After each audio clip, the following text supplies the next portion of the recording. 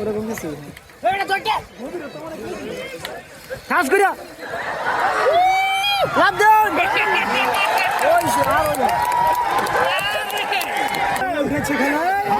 কিন্তু দুর্দান্ত মানে আমরা যারা কুইজ করার 70 হাঁস ধরা প্রতিযোগিতা থেকে আমার অনুভূতি জন্ম দিল।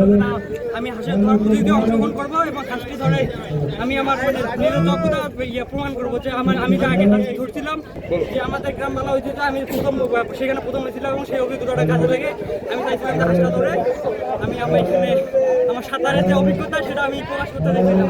সঙ্গীত বিভাগ এটা আয়োজন করবো, পিকনিক এটা দিয়ে আমাদের পিকনিক আয়োজন করবো, আমরা পুরো মিউজিক ডিপার্টমেন্ট।